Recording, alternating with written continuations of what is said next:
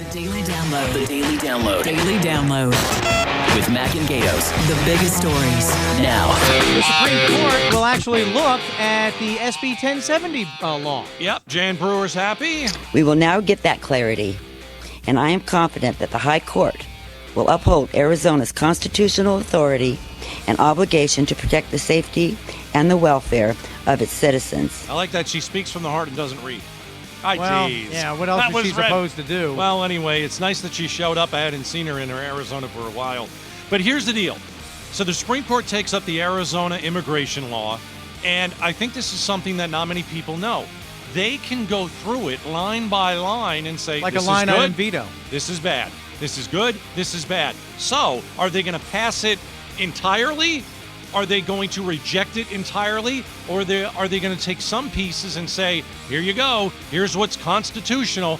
I have no idea how this is going to go, but it seems that the Supreme Court a lot of times sides with the federal government, not local governments. Right, so what's going to happen with Jan Brewer, she's going to stake her claim like she always does, and it's me against the big guy. It's David versus Goliath. But again, with Joe Arpaio, Russell Pierce, if you live by that sword, you could die by that sword. That's right. If the Supreme Court throws all this out, what does Jan Brewer have to do? She'll what is she going to have to do? She'll have a lawsuit. There's no way. No, after that, it's done. You can't sue anybody. I know, but you never know. You can't sue anybody once the Supreme Court says, too bad, so sad. Make a decision. Tell me if it's constitutional or not.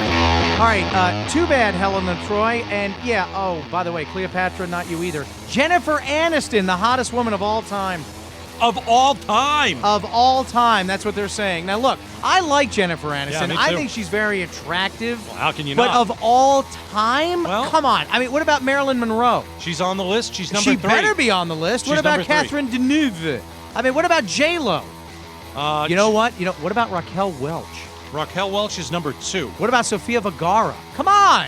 That's a great name. You know what? You're telling me of all time, Jennifer Aniston? I got to tell you, Sofia Vergara is on Modern Family. She's one of the sexiest women. And she's going to be in that new Mission Impossible movie, too. Oh, is she? Or she calls it Mission Impossible. And she's funny, too. Yes. Listen, Jennifer Aniston, number 1.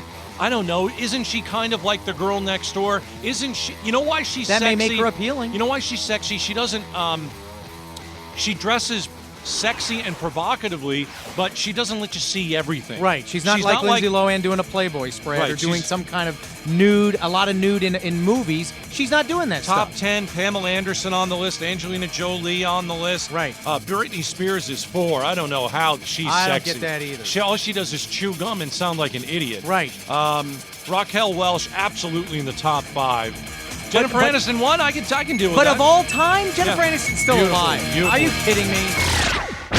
All right, San Francisco is the first city that will top $10 minimum wage. You don't like it? No, I don't like it because, again, it's artificially inflating what is not a living wage, what is a minimum wage. Just because it's minimum doesn't mean it's living, but the city of San Francisco, surprise, surprise, they're going to make minimum wage go up above $10. But the workers like it. More money in my wallet to pay my bills. And also money, to spend in the city, to help the economy. All right, that's true to a certain extent, but let's see if this guy has a job in a year.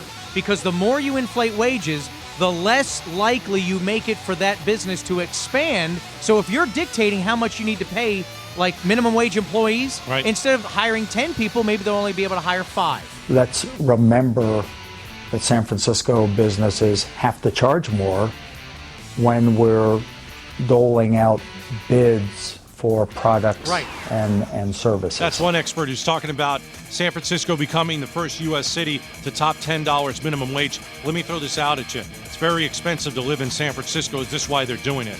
So people can live there and make an extra few bucks. Very expensive city to live in the United States. It's 1-2 with New York. Absolutely. So maybe that's why they're doing it. Right, Is but it a good idea? Exactly. It's not a good idea when you limit the amount of people somebody can hire because you can't afford to pay everybody.